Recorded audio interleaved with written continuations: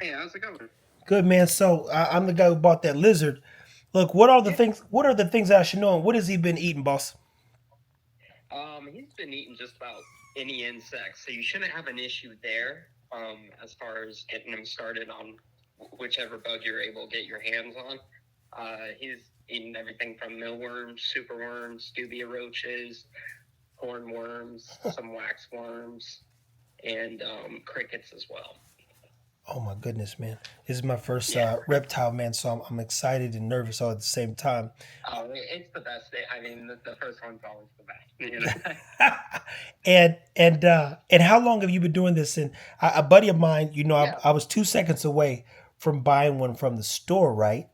And Right. like PetSmart, my buddy goes, like, this young guy knows. He says he's a reptile king. He goes, Trev, don't do it. He said you want to get from the site because these people know what they're doing. You can learn from them. They'll tell you what the Yeah. dog has behavior, his characteristic. I said, damn, this sounds like getting a dog. Yeah, you were like, oh, wait, hold up. It made me pause, man. It made me pause because I'm trigger happy. Right. I'm trigger happy. I gotta be honest with you. I'm like, if I wake up, I'm like, you know what? I'm gonna get a bearded dragon today. That's exactly what's gonna happen. I kid you not. And my buddy, he's just like me, so we like real bad combination together. So he actually bought two. Right. He's like, all right, well, if you're doing it, I'm doing it. Hey, I kid you not. There, he got him from the PetSmart. We went up there. He's like, fuck it, I'm gonna just buy him. And I go, man, we are Right. not good together, man. This is a bad idea. No, I can assure you, yeah, you did choose. You chose a route I wish I would have chose for my first beardy. Oh man.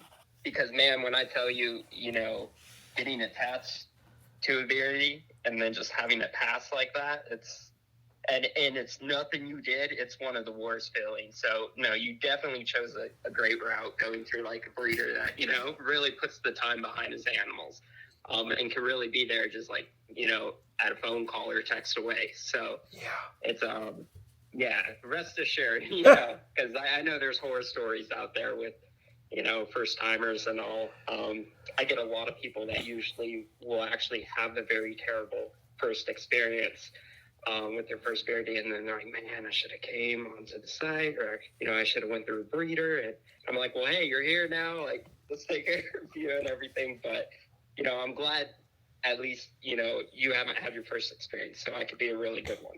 I for one, thank you so much, and mind you, that's all I have to Yeah. give credit to the young man Jalil. He knows how serious I take the dog space and what we do for our dogs. So Right.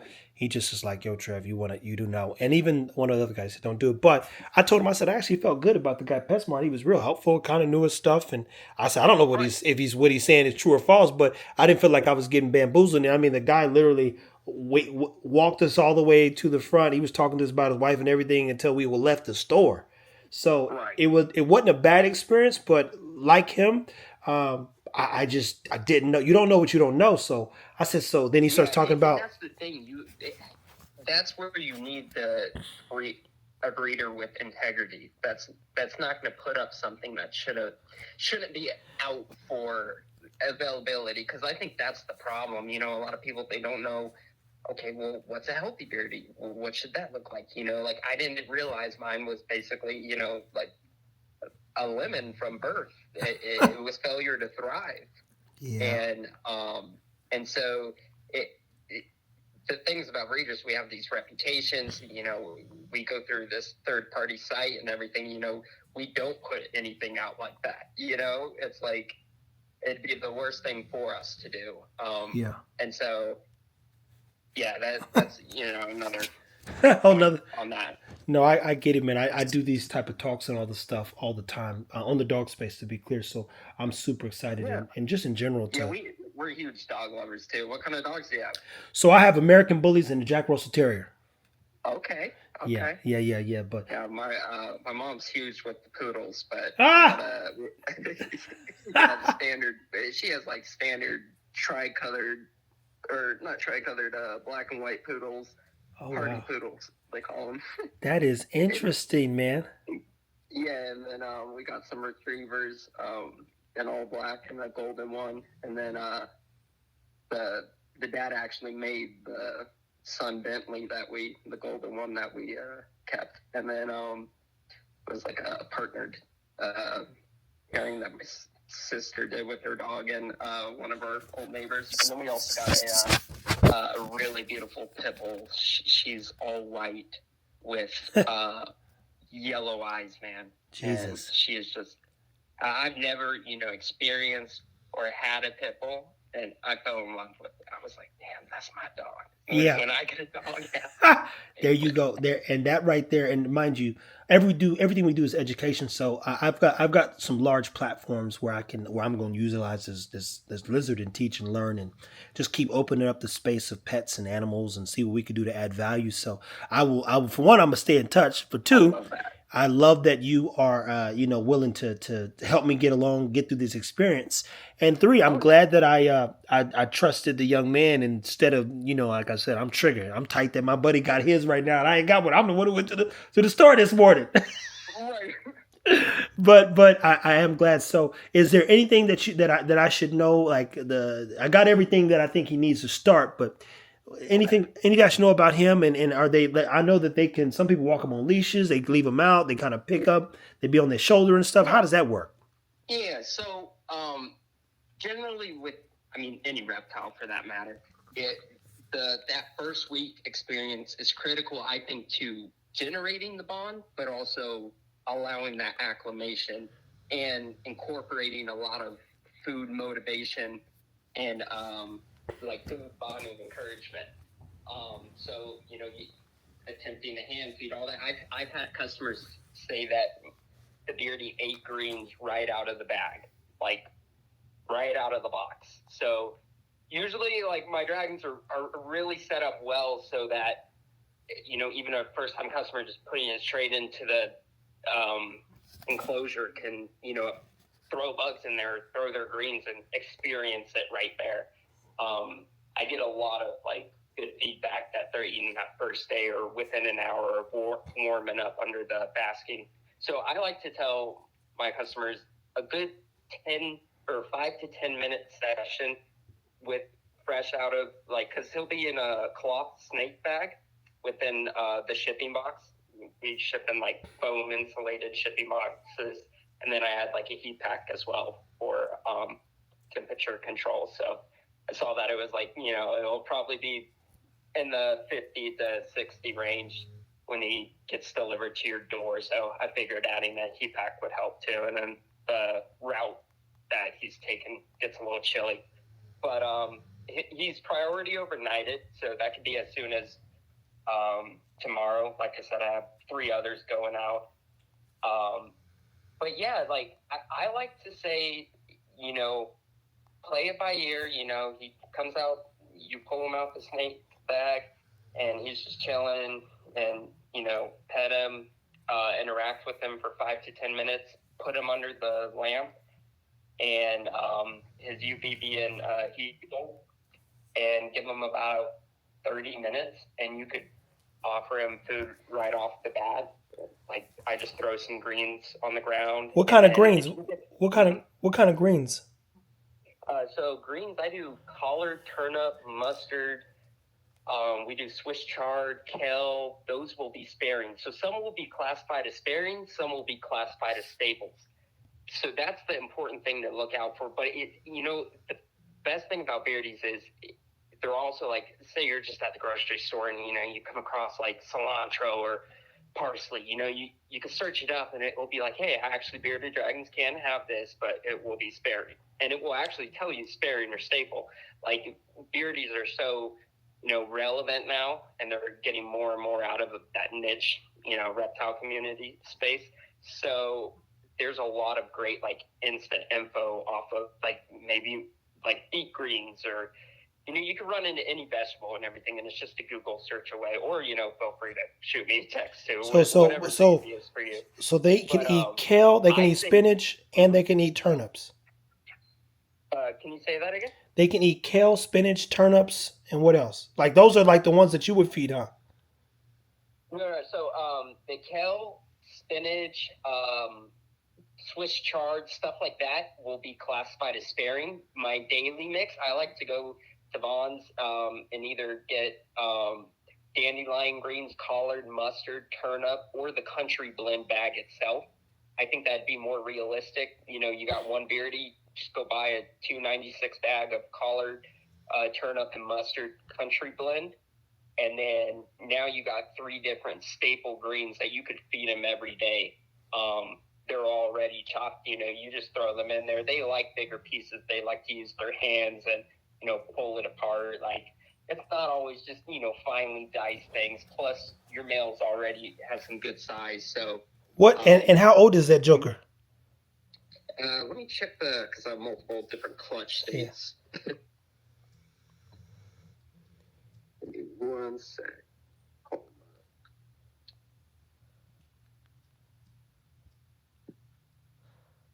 Not mistaken. Yeah, so June 29th. So this comes from Dorito and Olive's second clutch. So Dorito and Olive actually started me in the Bearded Dragon world, and they were a repeat pairing I did 3 years in a row. And so that's kind of my pairing I'm really known for. It gets a lot of yellows and a lot of, fiery oranges and really nice tiger patterns. Yeah. But so, yeah, June 29th. So what does that put him at? July, August, September, October, November. So, yeah, he's going to be right just under 5 months. And that is a good time. Is that normally a good time to get a bearded dragon? Yeah, no, definitely. Because you're ensuring that he's been established. The breeders raised him up, packed on the size. He knows how to eat, knows how to do everything. It's very good for entry level. I recommend people buying at 3 to 6 months. You could buy as soon as 1 month, but then again, you're dealing with the baby. So I prefer to sell about 1.5+ months at the earliest. But usually I find that people like picking them out around 3 to 6 months when they could see more color potential. The first 18 months of shedding and growing, he'll be packing on a ton of color. That's going to be the coloring up.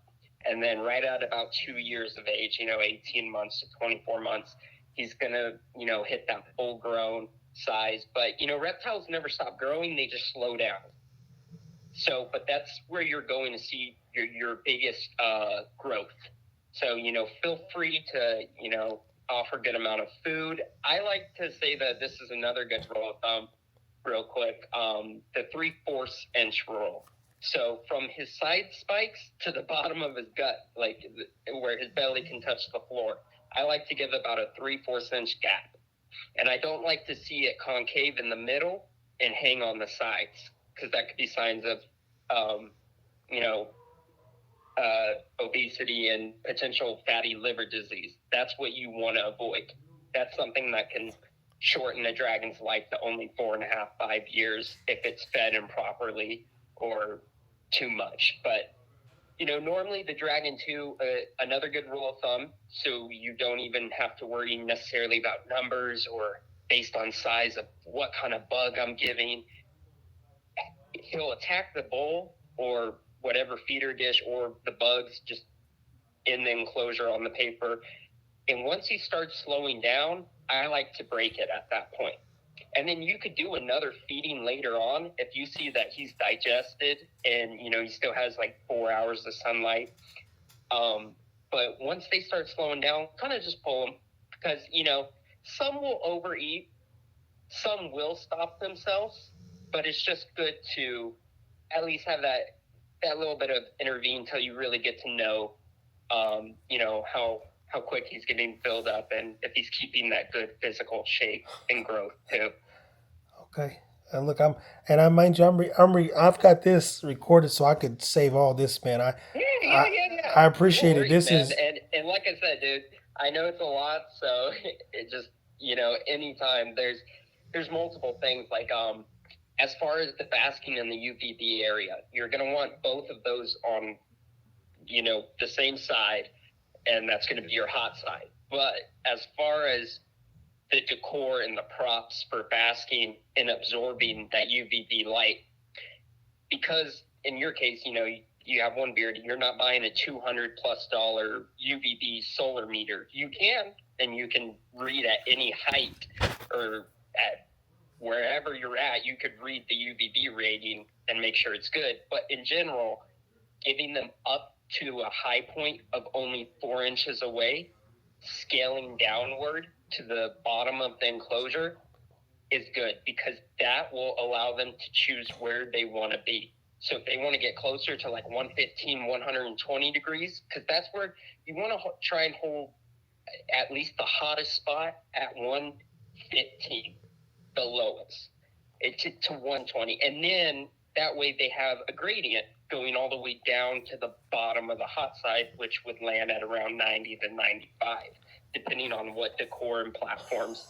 So that's all for you to like manipulate, and just as long as they have the ability to get closer to the lights or further from the lights. That's essential. So let me. They'll place themselves where they're most comfortable, and if they want to stay, you'll see the gaping of the mouth.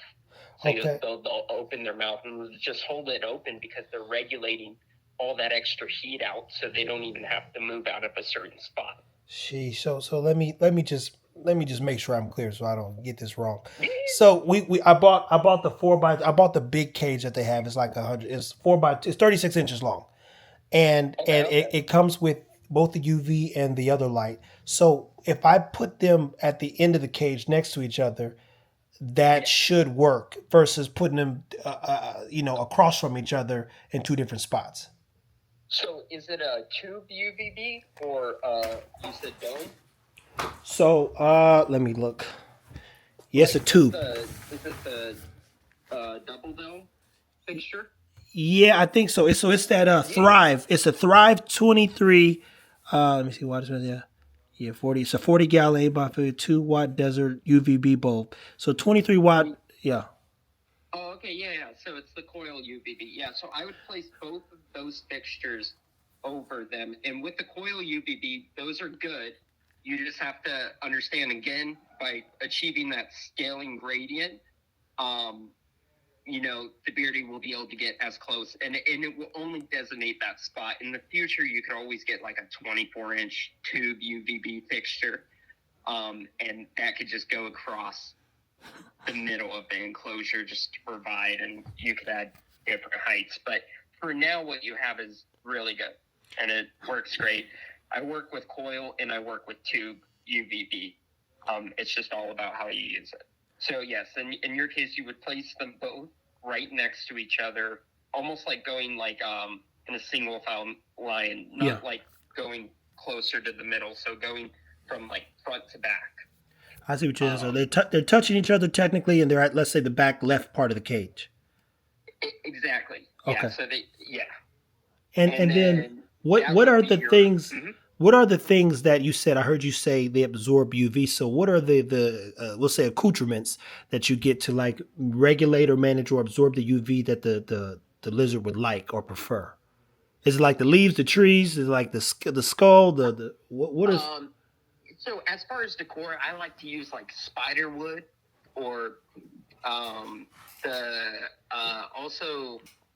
I know the Thrive, it came with that really nice decor platform, right? Yes.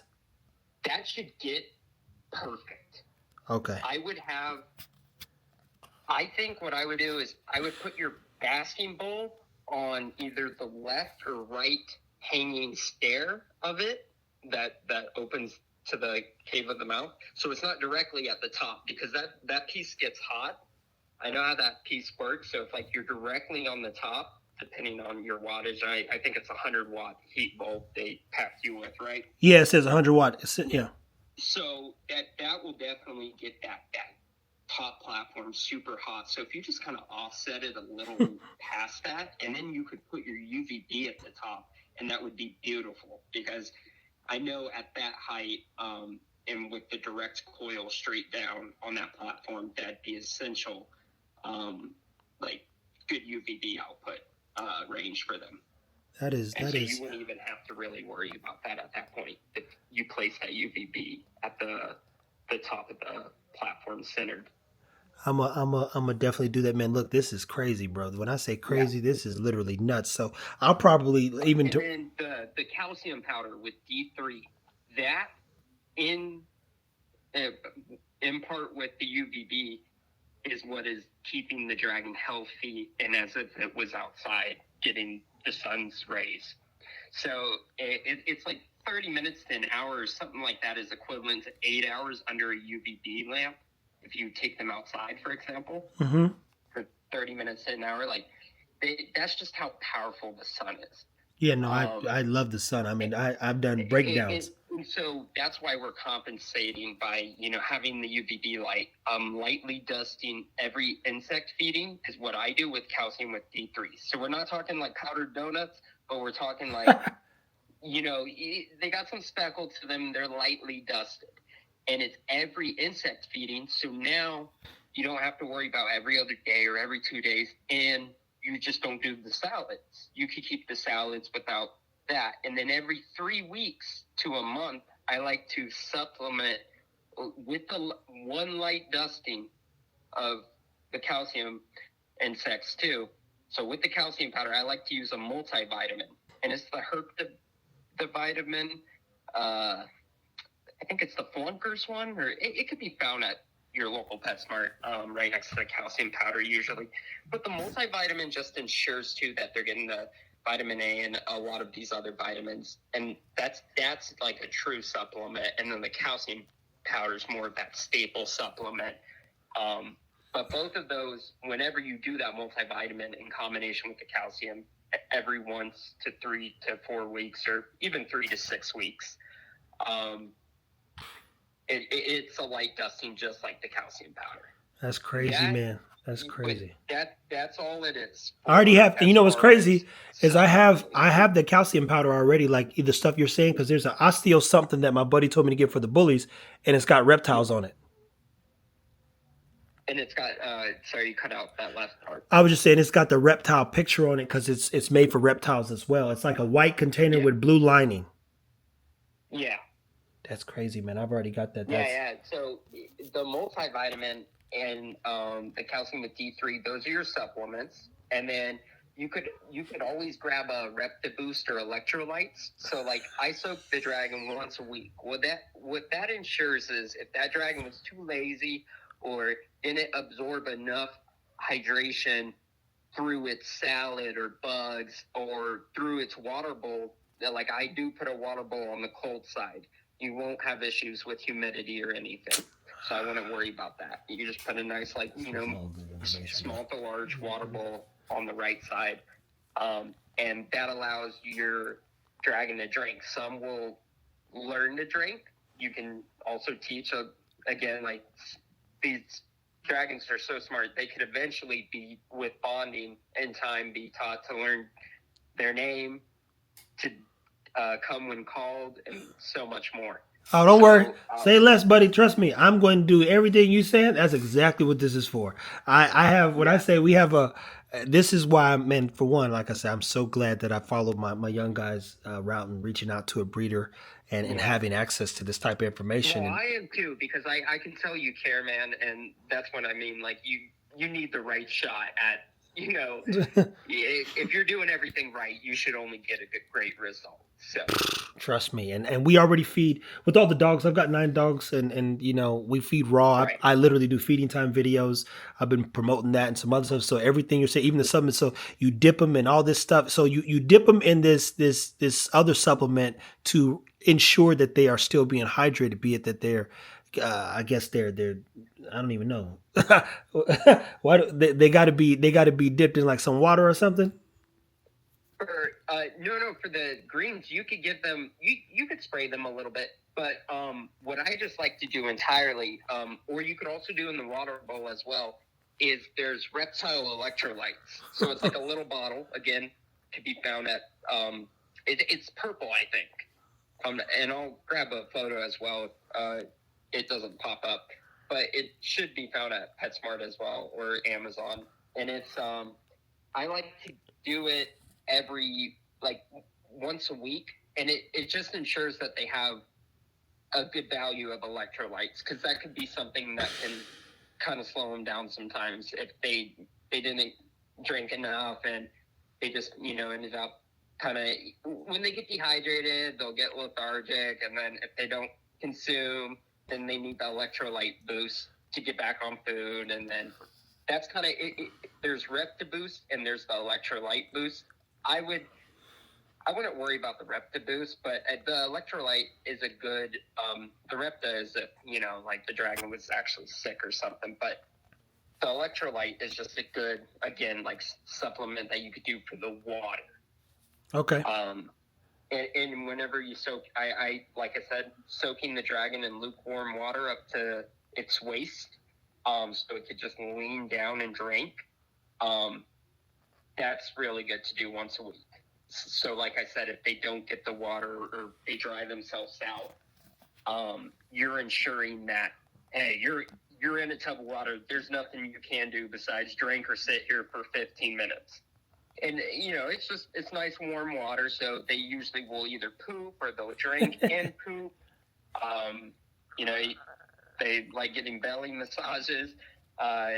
So if the dragon ever, if your dragon ends up, as it gets older, likes to hold on to poop longer, it likes to poop every, twice a week or once a week or something like that, and it's having a constant, or could have got a blockage or something, it would be a lukewarm water or warm water soaking and a massage of the belly region to see if you could help him pass it. That's funny because that's what we do for the pups, right? You got to stimulate their guts to help them early on. Exactly, and it's the lukewarm water will already naturally do it.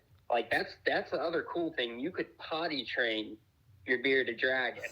So you could do it in the simple form of just knowing, it will let you know. I have one of my female breeders, Burmy. She will scratch the glass and let us know, hey, I'm going to poop in here if you don't get me out. And it's easier for us to grab her, put her in the tub, let her explode into the water, and then just pull her out, wash her off, let her soak in some fresh water, and then right back in a clean enclosure that doesn't have, her, because some store up and then they just want to explode, but they know, they're so smart, man. They'll know, hey, I don't want to be in this enclosure even for 5 minutes with this poop, man.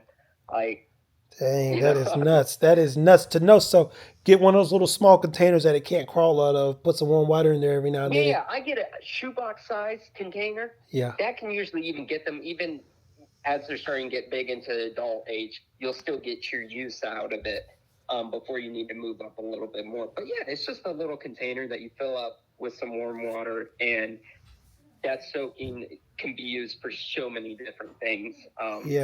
Other than just the weekly hydration. That is interesting, my friend. Well, listen, I'm definitely going to call tomorrow, and I'm I read about this. I get to basically I put notes in my head. I know what times to go back and review, but I'm gonna have some questions. So just recap real quick for me. He get here, hand feed him a little bit, build a bond, put him away, let him get acclimated to his new environment, and then I could just kind of mess with him on and off for the rest of the day. Yeah, well, so yeah, if he comes out and he accepts hand feeding right off the bat, then take advantage of that. And then I would put him and then again, 5-10 minutes of holding him. And then also just feed him up too if he's eating right out of your hand. And then put him in the enclosure. And I would just let him be in the enclosure the rest of the day. Okay. It's essential. I like to give, a lot of breeders will say, don't touch the beardy at all. For the first week, no. I think that could have a negative result. The beardy will actually, be like, don't come near me. I don't know who you are. You just put me in here and haven't said anything to me for a week. So that's why I say 5 to 10 minutes. And then you put that beardy in its new home, so it just has that, at least the rest of the day, to be like, okay, this is all mine. You'll see it go around, explore all your decor, and they'll lick things. That's how they analyze. And just when they're trying new things, what's the surface or what's this over here, they should lick things. And then following that first week, I just keep it to short handling sessions, at least for the first week. And then by then you could play it by ear as he gets older, extending to, hour, 2 hour sessions. Oh, well, if he's outside and he's still getting what he needs and, he's on the harness, like, that will all be in time. But at least for now, I would do that first week. I would just do the 15 to, about like 15 minutes every day if he's doing great with it after that first day. And then that first day, 5 to 10 minutes, and the rest of the day with the bugs. If he doesn't eat the bugs from your hand, you just put the bugs, like you could loosely throw them in an hour or so after he heats up, or you could put them in a bowl after he heats up. And then that would be the protocol for that first day and then the first week with any of that. Perfect. And then also, as far as the light cycle, I just do a simple 12 on, 12 off. Oh, the lights. So the lights don't have to stay on the whole time. Nope. They're 12 hours on, 12 off. But here's what you can do. You can follow your light cycle. You could literally, but you may also promote a brumation in the older age range because they know the light cycle and the temp drop and everything. They'll be like, oh, okay, this is winter cycle. So that's why I just tell my customers simple, 12 hours on, 12 off. Whatever works best for your schedule, it could be whatever. That is crazy, man. That is crazy to know that. I follow as close as I can to the cycle, but I still keep it 12 to 12 because I have babies. So, like, if I don't have any babies and it's, full season, then, I could put my breeders through all of the cycling. But I like to keep it simple when I'm stocked up on a bunch of babies. So I'm not, like, messing with the cycle, and it's just a good 12-12. And then, but what's nice is during the summer months, they get more. They get 14 plus hours of sunlight. So that's why sometimes following it, if you like to follow it, is cool. If you don't, either way is fine. No, it works, boss. I like to follow the guidelines. I mean, I provide a lot of, we'll just say policies and concepts to make sure that the dogs get to where they need to be and walk upstairs. And what you're telling me is makes sense. 7 to 15 or 15 to 20 minutes. And then watch his behavior, learn from it. Don't push him, let him figure it out. And as he grows more attached or he understands like his place, you go, this is perfect, man. This is perfect. So I will more than likely, like I said, shoot you a message tomorrow when he gets here Wednesday. Yeah, he'll get there Wednesday. So I'll shoot you a message first thing, or when we're talking tomorrow. After I drop him off, I drop them off like as late as possible, but I may do like a little earlier drop off tomorrow, just because it's 4, and then still have to maintain the rest of the business. But it will probably be around 2:30, I'd say. Okay. That I'll shoot you a notification, or if we're already on the phone, I'll let you know. He started his journey, and then from there, arrival time is going to be right at around 9:30 to 10:30 in the morning at your residence.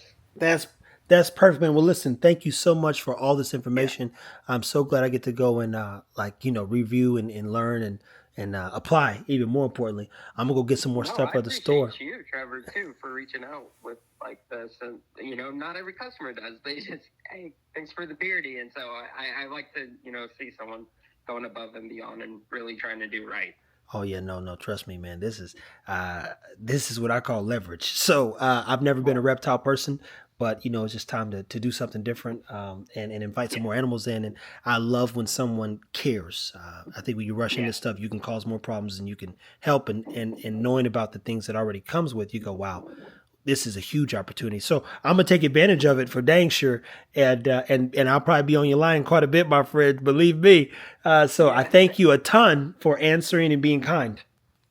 Yeah, I really appreciate that, Trevor, and thanks again for the support, man. Always, man. I'll talk to you soon. All right. All right, sounds good, brother. All right, bye.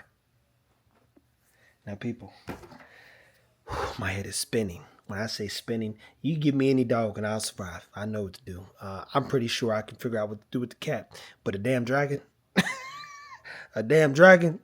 I have no clue what's happening. All these rules, temperature regulations. Man, going to the store.